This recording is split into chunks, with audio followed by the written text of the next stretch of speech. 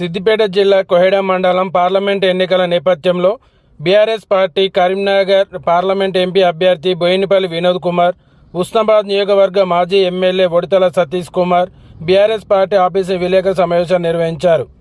తెలంగాణ అభివృద్ధి BRS party వల్లనే సాధ్యమవుతుందని, బీఆర్ఎస్ పార్టీ అనేక సంక్షేమ పథకాలు, రైతు బంద్, రైతు రుణమాఫీ, కళ్యాణ లక్ష్మి, రహదారుల నిర్మాణం, మిషన్ భగీరథ, డబుల్ బెడ్రూమ్ మొదలగు అభివృద్ధి పనులను బీఆర్ఎస్ పార్టీ వల్లనే సాధ్యమవుతుందన్నారు.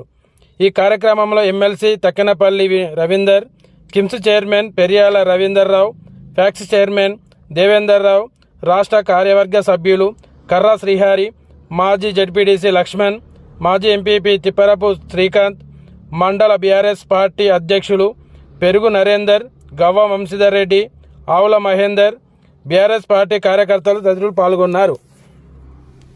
పేరు పేరున నమస్కారాలు. ఈరోజు మేమందరం కూడా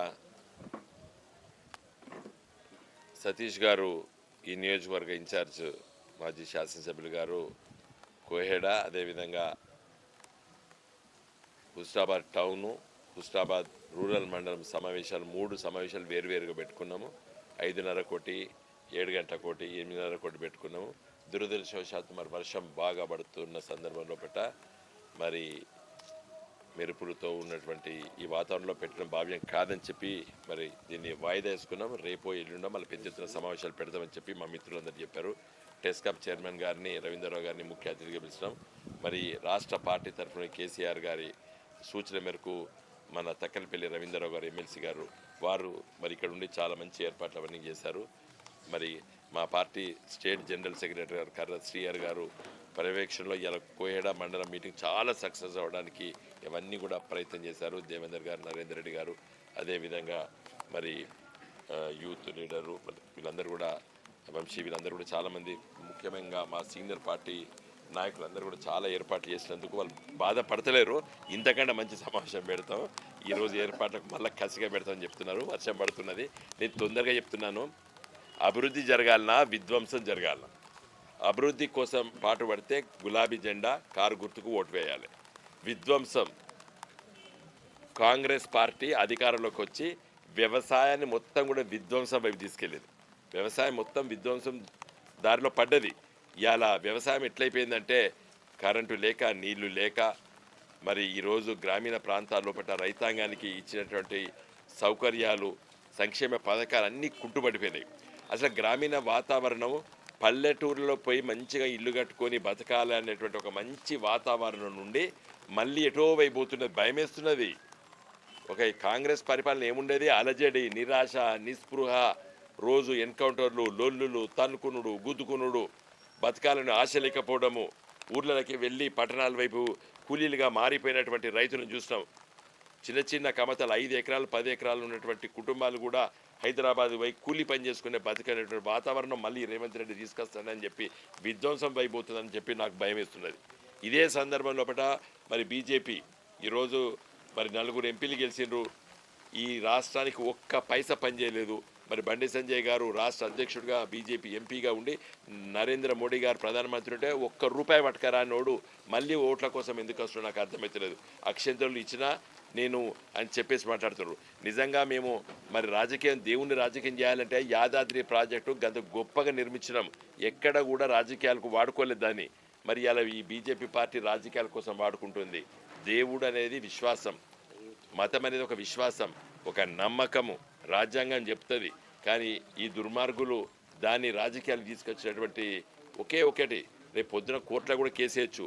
ఏది ఇంటింటికి అక్షంతలతో పాటు ఒక ఫోటో ఫ్రేమ్ పంచాడు.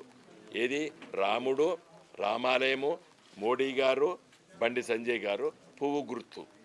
ఎట్లా వాడుకుంటారండి దేవుణ్ణి? రాజకీయాలకు ఎట్లా వాడుకుంటారండి? ఈ దుర్మార్గమైనటువంటి చేష్టలతోనే యువత పెడతోబడుతున్నది. నేను కరీంనగర్ పార్లమెంట్ సభ్యుడిగా గెలుస్తాను, మంచి మేయాడితో గెలుస్తాను. గెలిచిన తర్వాత కరీంనగర్లో ఉన్నటువంటి యువతని ఒక స్కిల్ డెవలప్మెంట్, నైపుణ్య విద్యా కేంద్రాన్ని ఒక బ్రహ్మాండంగా ITE సింగపూర్ ఉన్నది, దాంతో ఎంఓయూ అండర్స్టాండింగ్ చేయించే ప్రయత్నం చేశాను. నేను ఎంపీగా ఉన్నప్పుడు కేంద్ర ప్రభుత్వం అనుమతి ఇవ్వాలి. ఈసారి ఎంపీగా గెలిచిన తర్వాత నా మొదటి ఎజెండా తెలంగాణలో ఉన్నటువంటి యువతకి నైపుణ్య విద్యా కేంద్రాలు పెట్టిస్తాను. నేను ఐటీఈ సింగపూర్తో ఏమో ప్రపంచంలో ప్రఖ్యాత చెందినటువంటి స్కిల్ డెవలప్మెంట్ ఇన్స్టిట్యూట్ అది. ప్రపంచంలో 150 రకాల మరి వృత్తి విద్యా కోర్సులు ఉంటాయి. 6 నెలల కోర్సు, సంవత్సరం కోర్సు, 3 సంవత్సరాల కోర్సులు ఉంటాయి. వాటిని పెద్ద ఎత్తున తెలంగాణ వ్యాప్తంగా పెట్టిస్తాను. ముఖ్యంగా కరీంనగర్లో మెయిన్ సెంటర్ పెట్టించి బతకాలి ఏ విధంగా నైపుణ్యత ప్రతి అంశం పైన నేర్పుతారు. ఇది అదని కాదు, ఇవాళ BA, MA లేదా BCom, MCom, BSc, MSc, BTech, MTech డిగ్రీలతో కొంతమందికి అవకాశాలు దొరుకుతాయి. నిజంగా రోజువారీ పనుల కోసం నైపుణ్యత ఉండాలి. ఇవాళ హైదరాబాద్లో 30 లక్షల మంది వేరే రాష్ట్రాల వాళ్ళు పనిచేస్తారు. ఆఖరికి మేనేజింగ్ డైరెక్టర్ దగ్గర స్టెనో పనిచేసేటోడు కూడా ఇలా తెలంగాణ వాళ్ళు లేడు. ఆంధ్రోళ్ళు ఉన్నారు, లేకపోతే కేరళ వాళ్ళు, తమిళనాడు వాళ్ళు ఉన్నారు. ప్రైవేట్ కంపెనీలో మీరు వేసి ఉండండి, గూగుల్, మైక్రోసాఫ్ట్, హైదరాబాద్లో ఉన్నటువంటి సాఫ్ట్వేర్ కంపెనీల మొత్తాన్ని లెక్క తీసిన ఒక్కడు కూడా MD దగ్గర ఒక పర్సనల్ అసిస్టెంట్ లేడు. తెలంగాణలో హైదరాబాద్లో ఇన్ని కోట్ల రూపాయల వ్యాపారం జరుగుతుంది. ఒక మేనేజ్మెంట్ దగ్గర పనిచేసేటోడు ఒక నైపుణ్యత మన వాళ్ళ దగ్గర లేదు, మన పిల్లలకు లేదు. ఇవన్నీ నాకు చాలా దూరదృష్టి ఉన్నది. కరీంనగర్ నియోజకవర్గ ప్రజల్ని, తల్లుల్ని, తండ్రుల్ని కోరేది ఏంటంటే మన కడుపులో పుట్టినటువంటి పిల్లల నైపుణ్యత పెంచి ఒక మంచి రాష్ట్రంగా తెలంగాణ తీర్చిదిద్దాలనే సంకల్పంతో నేను ముందుకు పోతున్నాను. వాళ్ళకి అందరు చేయాలి. ఇదే కాదు అంటే నా దృష్టికి వచ్చిన సమస్య